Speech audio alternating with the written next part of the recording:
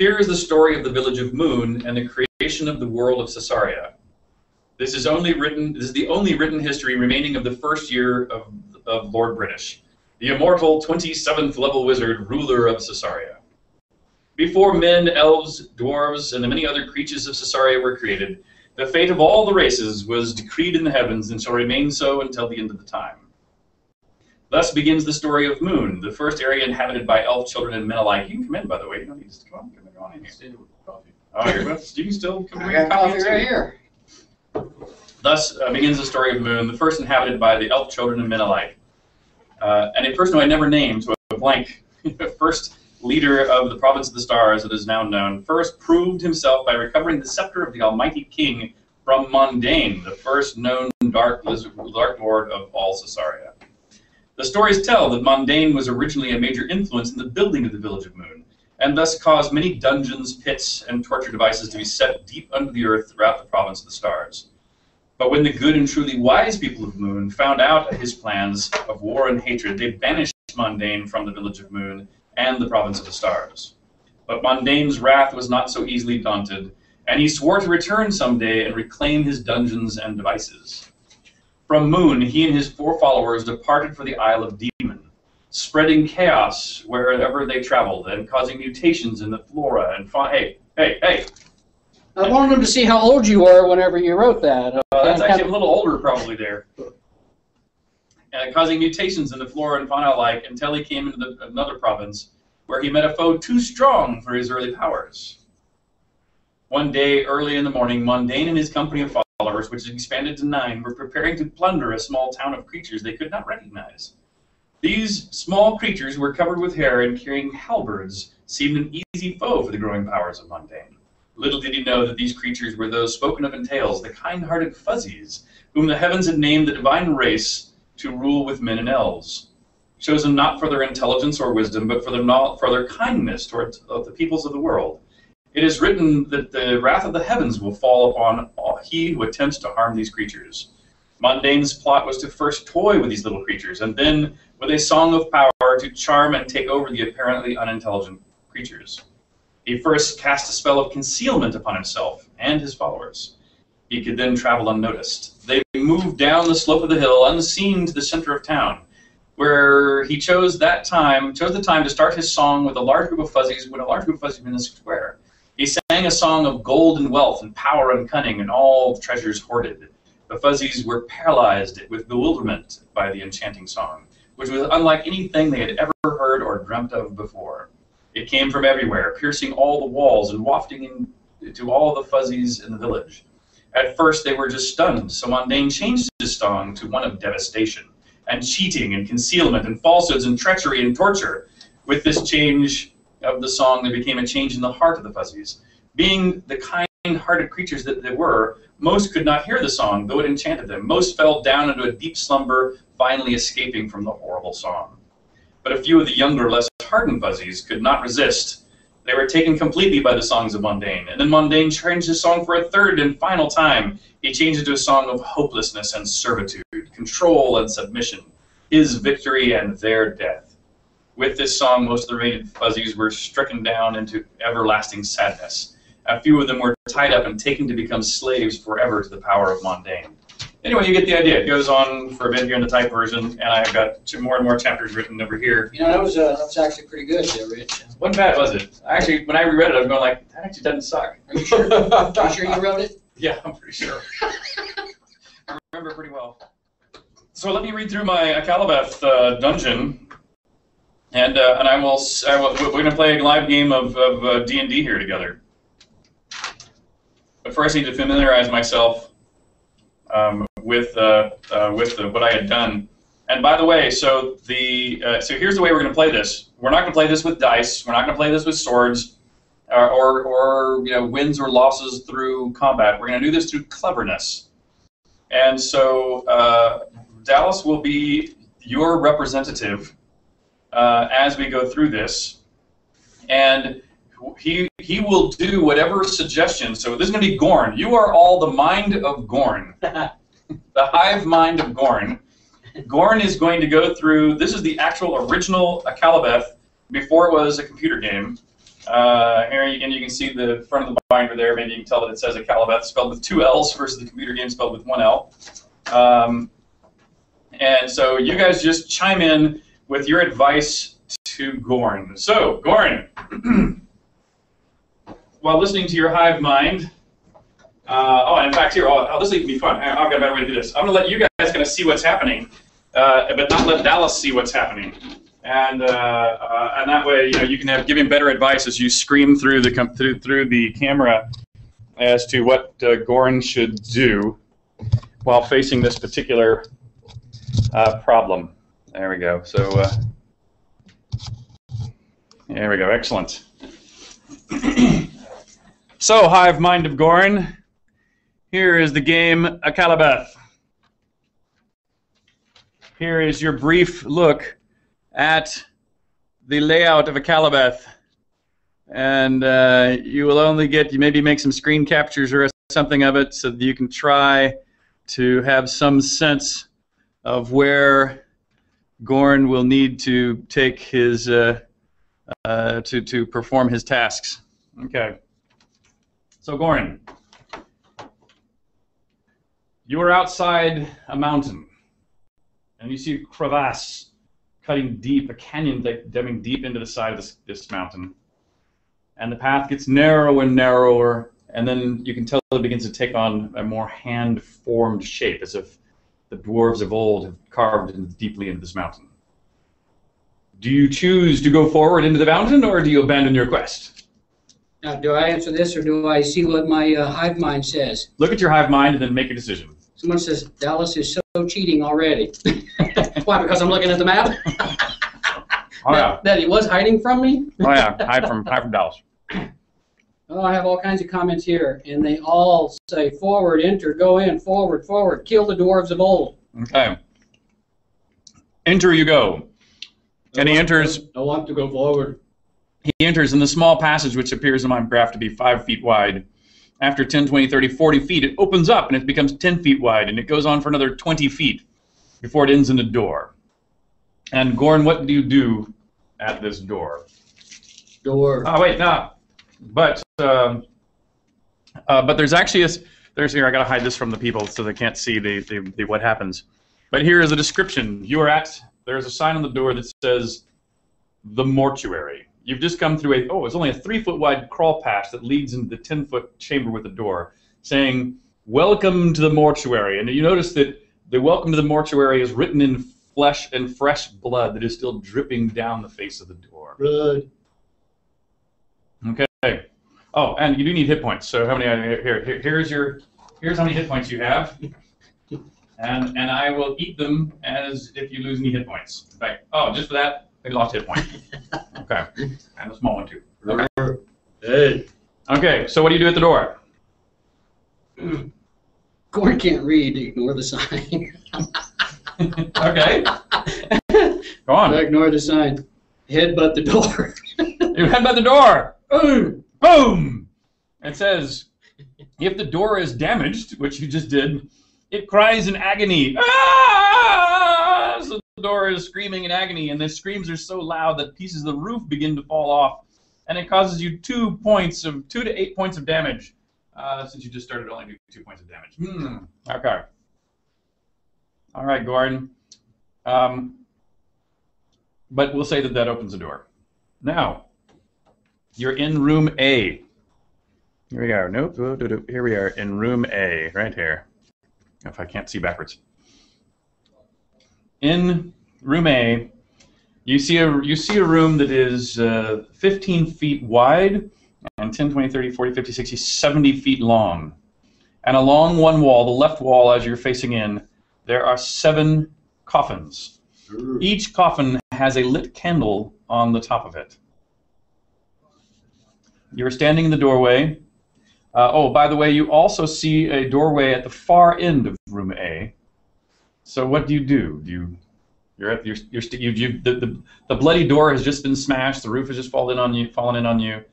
You're at a row of coffins with candles on top of each one of them, on and the a doorway at the end. You got it. What do you do?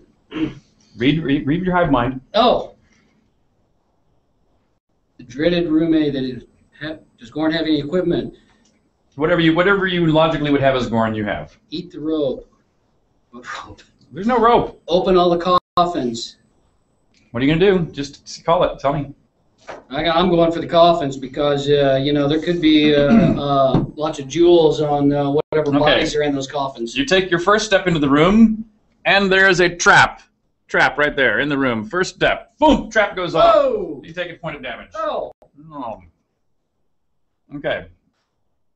You would just walk. You go up to coffins one by one, or which coffin will you open? The first one. No.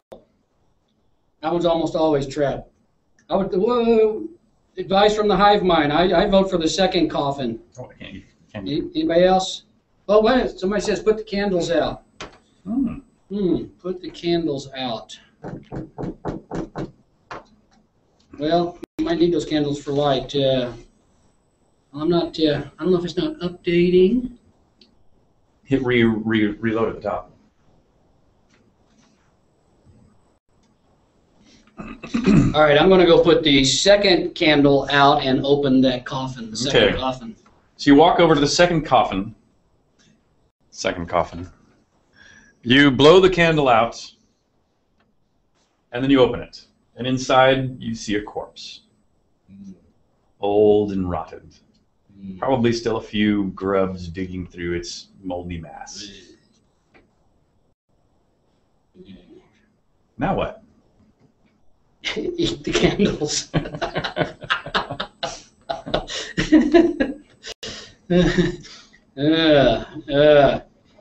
Well, if I have a sword, I'm going to kind of poke around in that moldy mass of skeletal. Come on, Chris, come join. See if there's any jewels. Here, let's put this in. Just here. We're playing a game of Akalabeth. We're actually playing the original Akalabeth, the actual game module that I wrote in high school. That is the first D&D game. And it's a game of wits. Gordon is going through. Chris, would you like to also come into the adventure? I will be drinking my coffee while I do it.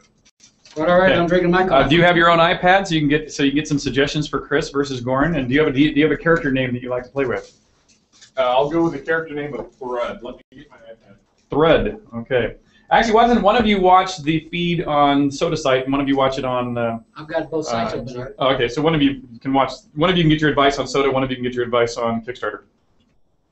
But in the meantime, Gordon, you take out your sword and you begin to poke around in the smelly mass. And as you do, noxious fumes begin to come out, and some gnats and flies kind of buzz around. But that's all you see is a corpse. All right. Well, so much for that idea. Here, I'll give everybody else a clue here.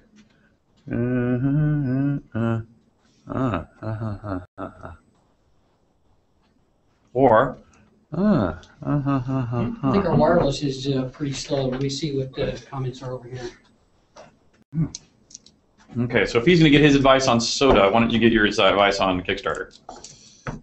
Or, whatever. Well, mine seems to be working fine. Okay. My chat. Look in the mouth of the corpse.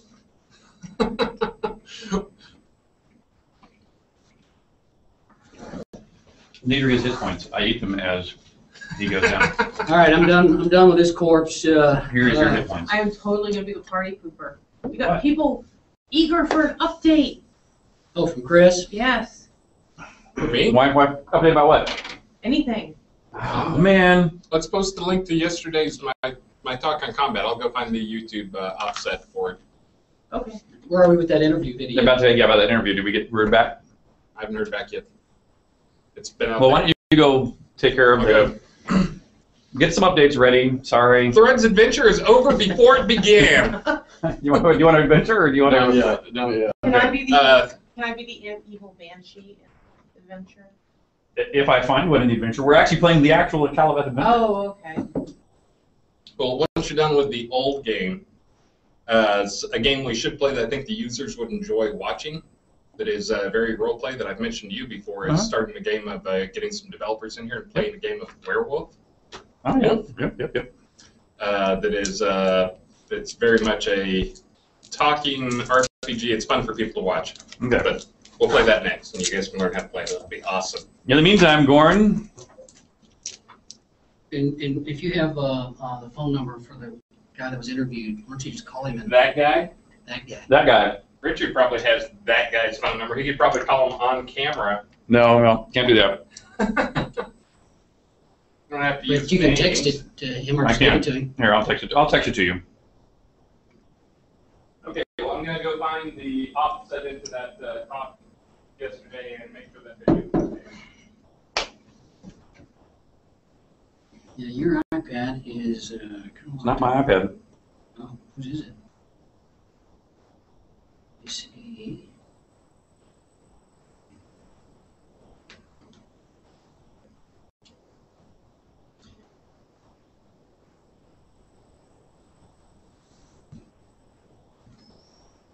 Yeah, I'm definitely getting a super slow wireless.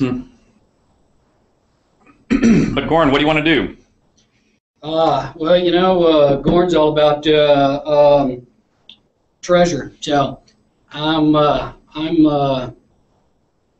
to the. I'm gonna skip a coffin and go to the fourth one. Put out the candle and open it up.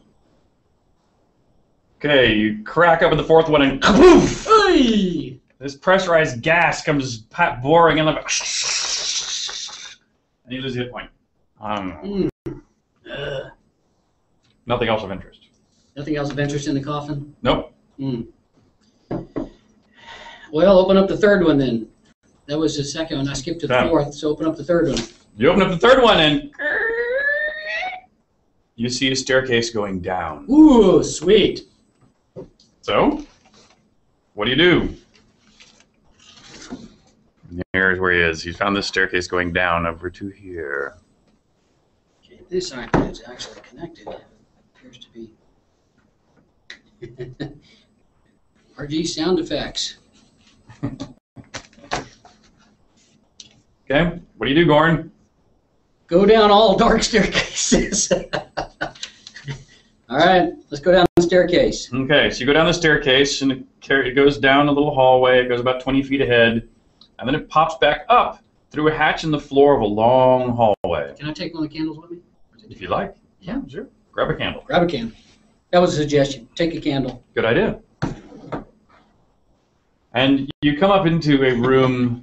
Throw the first corpse down the stairs. You come up into a room called the Hall of Horror.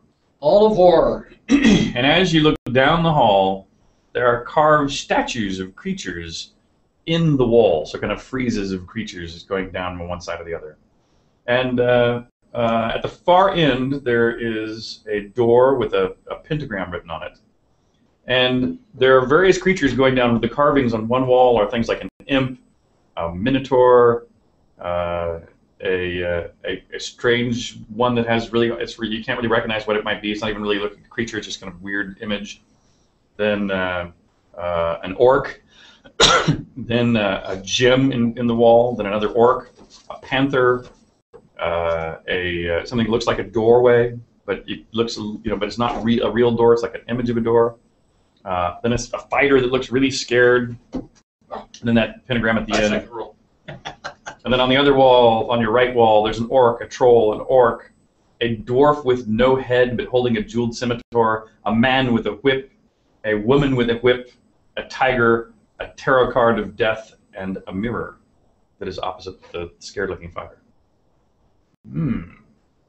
Well, Gorn being somewhat of a testosterone, overloaded individual, finds himself somewhat attracted to the image of the female with the whip. Is that what one of your people told you? Oh, I forgot to read. Yeah, that was what somebody here suggested. One of the people did say that Dallas's version of Gorn was too PG for his taste. So I got to kick it up a level here. So you go up to the woman. Go up to the woman. And do you touch the frieze carved in the wall?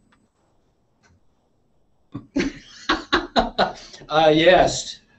And as soon as you do, it turns into a succubus who comes alive and drags on top of you, and now you're in the middle of a battle, and she's biting at your neck, and what are you doing? Fighting back, yes. You're fighting back.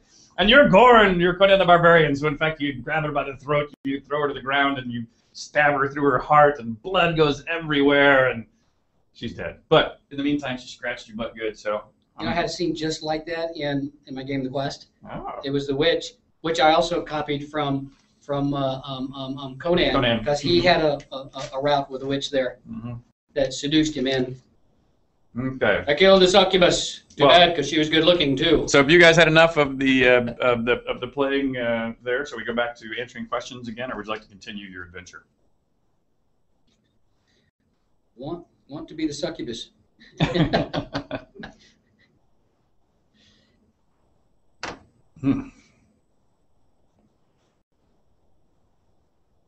Keep playing. Okay, we'll keep going. Goran, what do you want to do? All right, well then. As usual, I didn't have any luck with the women. So there's troll, minotaur, orc, a strange, illusory-looking wall, the headless dwarf with a jeweled scimitar, the orc, the man with the whip. Someone says, touch the mirror. The mirror. The mirror, the mirror, the mirror. Well, normally this would be the end of your adventure, because as you touch the mirror, your soul will be sucked into the mirror, and your body would be projected like that scared fighter in the far side of the wall, unless there were some friends to try to rescue you. But let's assume in this case, as it begins to try to suck your soul into the mirror, what do? Your soul is being sucked out of you. It's being dragged toward the mirror. What do? Smash the mirror! Smash the mirror, yes, and some shards of it cut you, so there's another point of damage. But you become safe from being sucked in the mirror. There we go. We made up an answer so you didn't have to die. Since you're by yourself. That's a scary mirror, someone says. Yeah. Eat the corpse. Yeah, so in fact, actually, since you broke the mirror, maybe the fighter from the other side pops out of the wall, but he's, a million years old probably at this point, so he falls dead on the floor.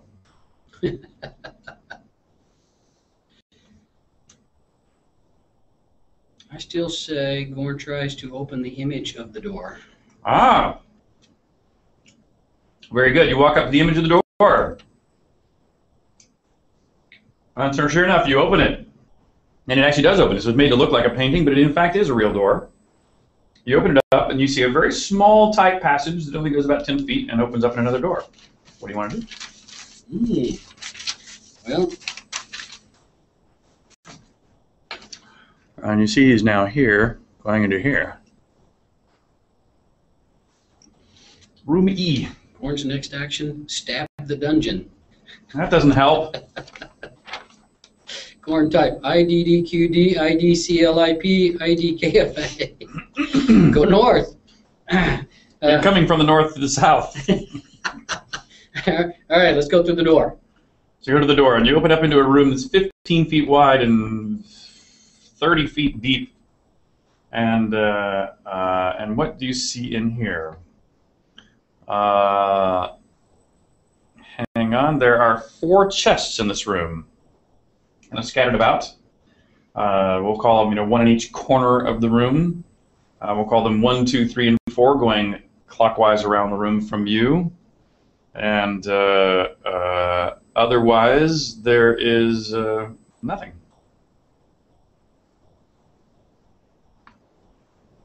Don't see any help from the hive mind yet. Say one more time what's in that room so they can hear it. 4 chests in this room. A large, mostly empty room, just dust and spider webs, and 4 old chests going clockwise around the room. I'll call them 1, 2, 3, and 4. Someone here asks, are they women's chests? No, they're wooden chests. Chest number 3. All right. You go and you jimmy the lock, or bang on the latch hasp of number 3, and as it opens up, you find treasure. Yay! You find 3 3 gems worth 5 gold each. 3 You gems. find a goat's horn. You find 5 dragon's teeth. And you find some tin cans. Tin cans. That's what it says. Are they closed tin cans or open tin cans? They're empty tin cans. Empty tin cans. Just what you'd expect a medieval dungeon. I don't know who manufactured those tin cans, but I'm telling you, they're here. It says so right here. See? Tin cans. Mike Bronner says, take everything. Okay, you take it. Want to search the room for anything else? Do you want to open one of the other chests? Somebody said they're empty beer cans. Could be.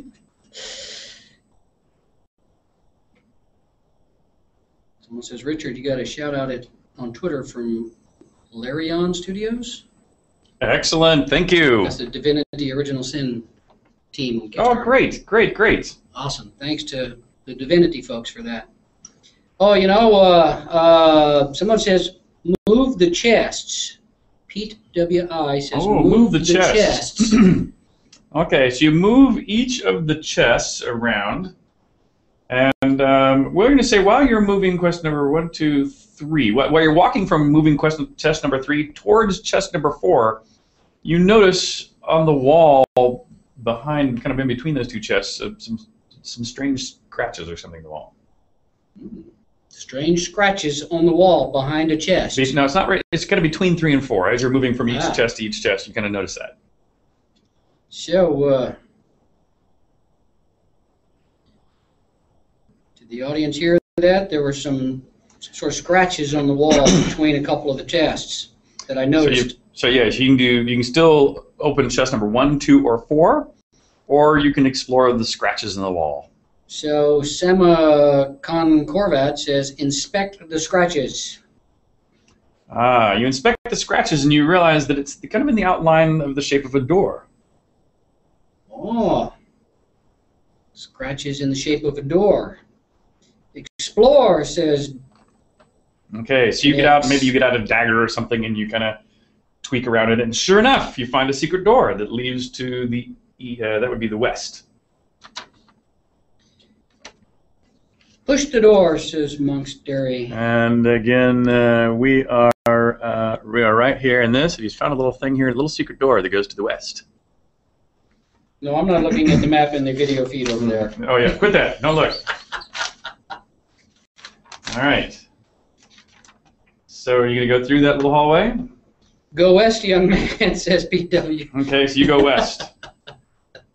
Okay, so now you go through a small hallway. It turns to the south and opens up into a long, just 10-foot wide hallway that goes down about 60, 70 feet.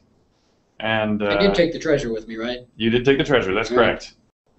And as you look down this hall, it's a very nondescript, just arched top hallway that goes on for a ways.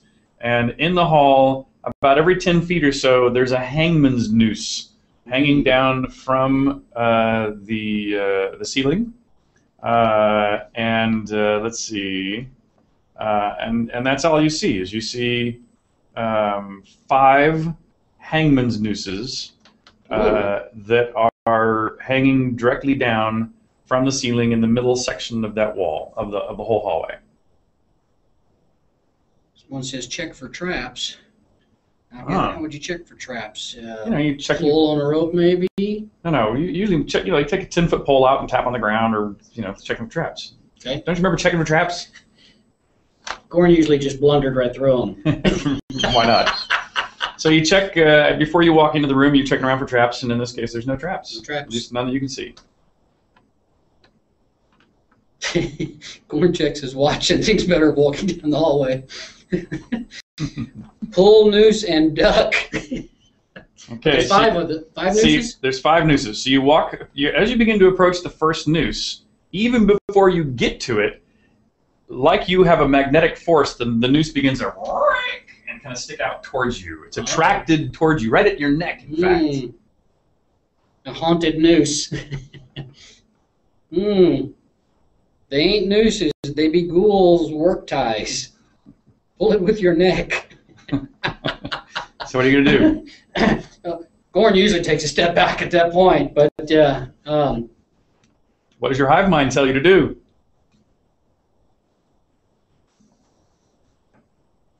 Only the penitent man can pass. Torch them. Throw away anything metallic like cans.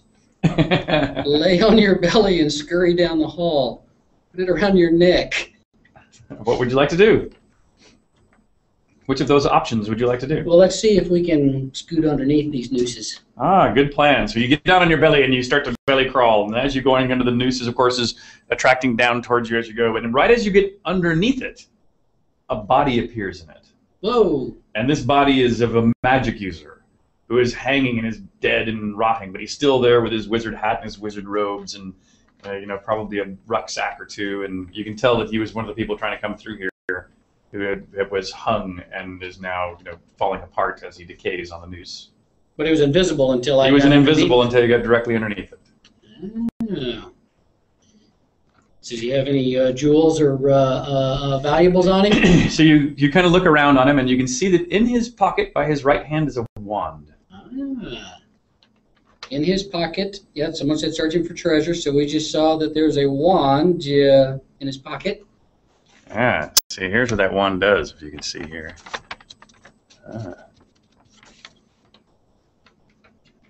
Take his stuff. All right, we're going for the wand. You take the wand out of his pocket, and sure enough, you have a wand. Awesome. And when you touch it, you can feel that it glows with a little bit of a magical sparkle. Ooh, ah.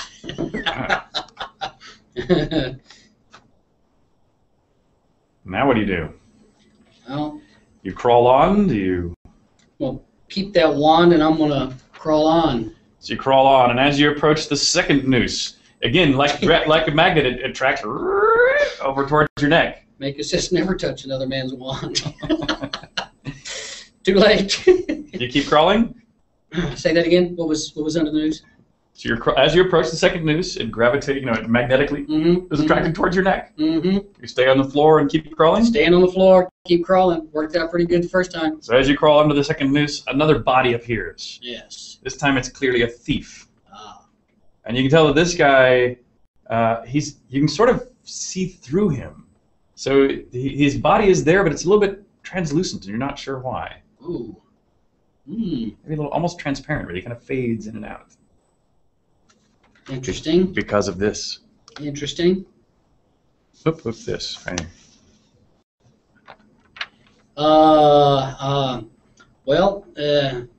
Being in Scorn, and Gorn's always after treasure, I want to look closer at this guy, see if, even though he's transparent, a little bit spooky, but let's see if he's got any thing on him of interest. So other than little bits of nicks and knacks and maybe a dagger or some other things that are similar to what you already have better of, the only thing that seems kind of strange is when you touch his cloak that's covering his body. You notice that when your hand gets behind it, your hand turns slightly transparent. Cloak of invisibility. Ah. Must have. All right, so you get the cloak off that, pull it through the neck. It's probably some pain in the ass to do it, but you get it off. And when you get it off, his body now appears very solid. And now you have what appears to be an invisibility cloak. Which, should I put it on, people?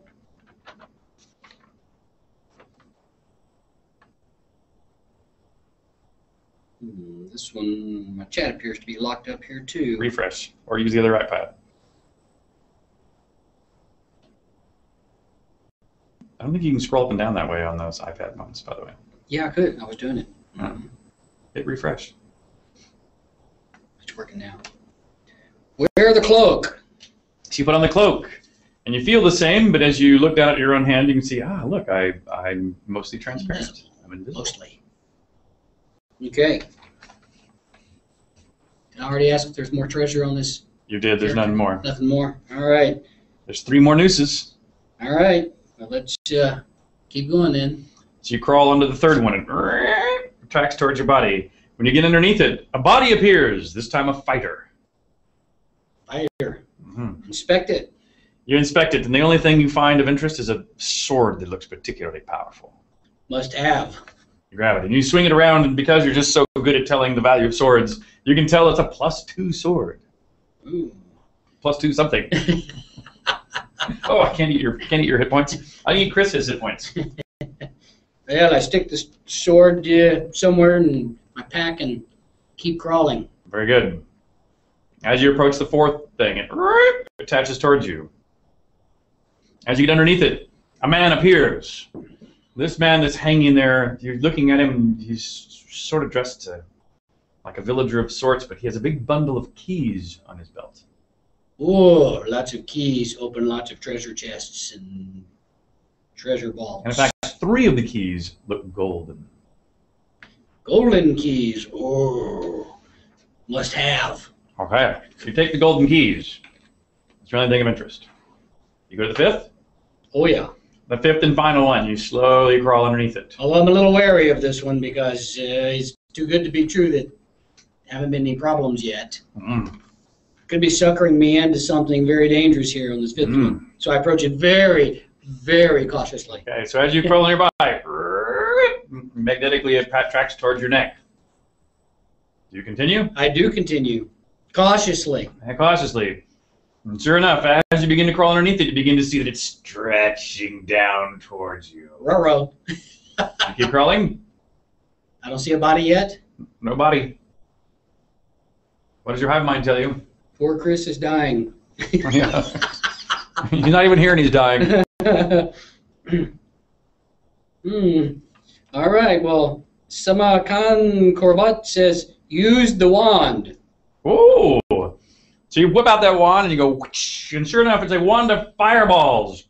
And it does 3 die 10 of damage, so kaboom! This giant fireball hits the ceiling, just smashes all the things are burned up, a few little bodies fall down, a few rocks fall down out of the ceiling.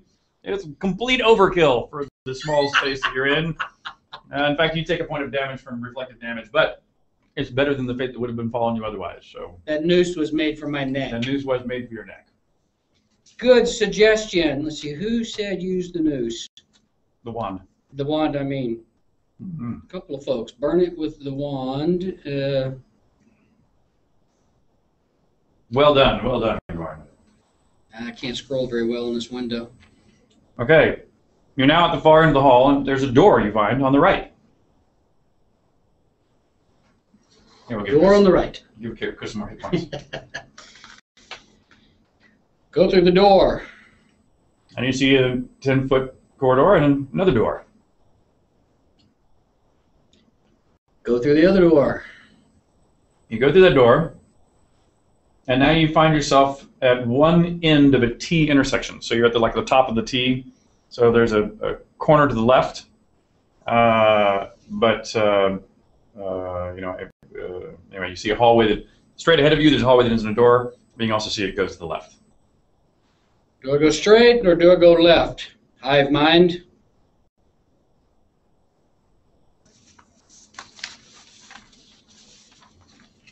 Oh, by the way, as you get to the intersection, if you just even walk that far, you at least can look down to the left.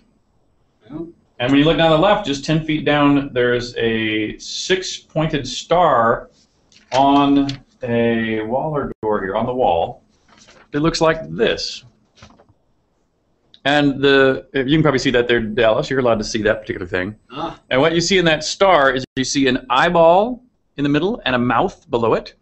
And there are little sockets at each point of the star, like a little receptacle for something. Well, most of these suggestions are almost unanimous, which are go left. Go left it is. So actually, excuse me, by the way, those little sockets aren't just sockets. They actually have gems in those sockets. I didn't remember if they were empty or full. But they're basically a variety of colors. There's red, green, blue, brown, white, and black. That's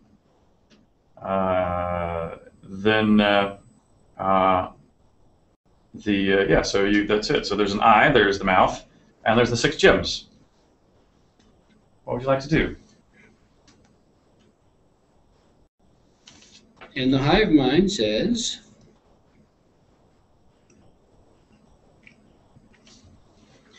well, I don't think I've got, this is dead, so I'm going to think on my own here. Sockets. Do I have anything that fits in those sockets? No, remember I told you they weren't empty sockets. They have gems in them. White, red, green, black, blue, brown. Well, Gordon normally would pull out his dagger and start prying at the gems, trying to get them out. Fine. Which one? What were the colors again? White, red, green, black, blue, brown. Is white clear like a diamond? It is. That's the one I want. Start with the diamond. Okay. So as you touch it, it begins to glow. Wish to continue? Cautiously. You pry it out with your dagger slowly. When you pop it out, there's a little bang. You take 1 point of damage. But then the mouth speaks. It says, very good. Now try 3 more. And the eye probably blinks at you or something too. Try 3 more.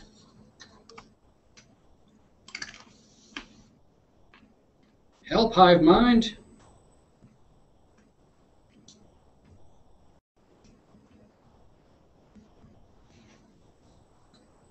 Buy my shirts. No, wait, wrong video. Someone says the 3 principles, red, green, and blue. That sounds good. That was Spirit Honor that said that. Okay, let's go for red. So, you touch the red gem, it begins to glow. Do you continue? Cautiously. You pop it out, bang! 1 point of damage. You now have the red gem, it's worth 1,000 gold pieces, which, by the way, so was the white one. And now your eyes begin to glow red. Your personal eyes, while you're holding that gem, your eyes are like red glowing flashlights. Whoa. And so you realize as you look around that, that candle you probably still have with you, you don't even hardly need it anymore. For as long as you're holding the red gem, you create your own light. You have night vision. Sweet. All right.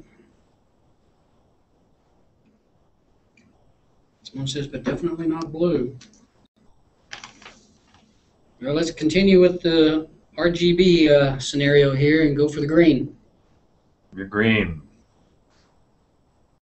You touch the green gem, it begins to glow. I continue. You pop it out, bang! Take 1 damage.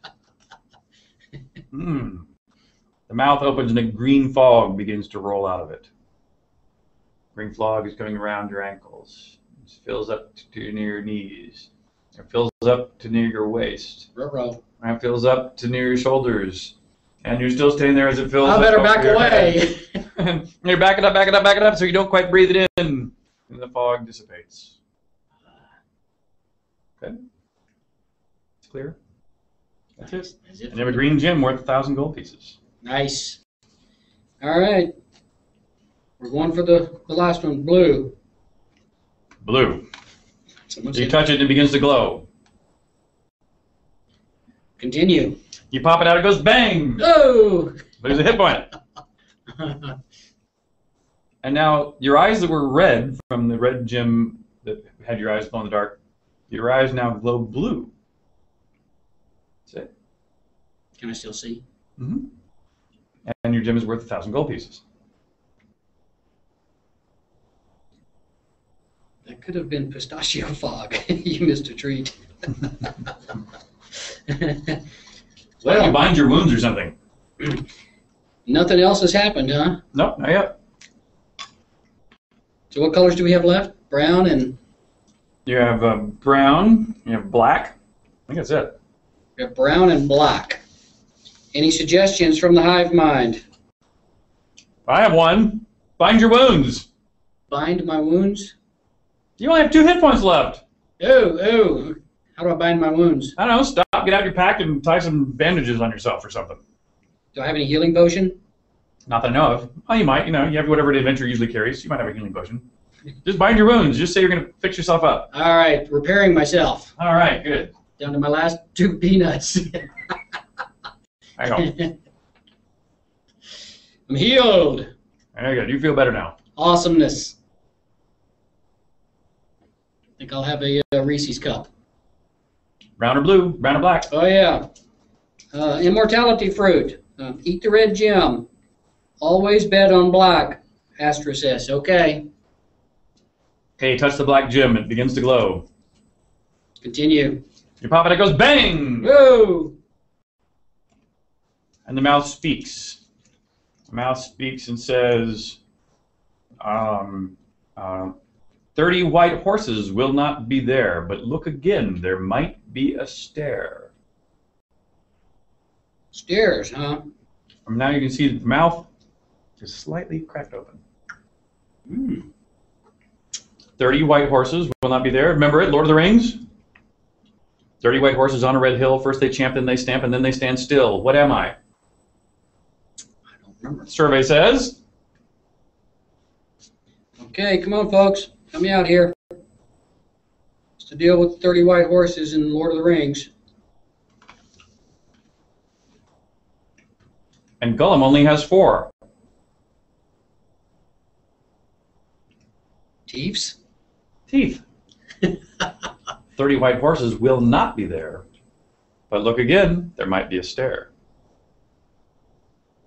Check the mouth. You check the mouth, and sure enough, as you look into that crack in the mouth, you see a staircase going down. All we're going to do is get this to open up.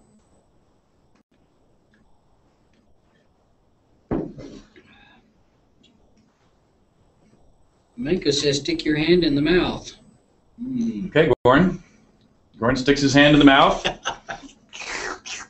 And so you feel this goo, you know, like the alien goo kind of dripping all over your arm and stuff. But sure enough, you just find by just pushing the mouth open, you can open it on up. And now you have access to the stairs. All right, let's go down these stairs. Okay, you go down the stairs. Okay, this will be the last room, then we'll get somebody else to... Actually, that might even be a good place to stop. Let me just see what we got here. Yeah, I think that's a good place to stop.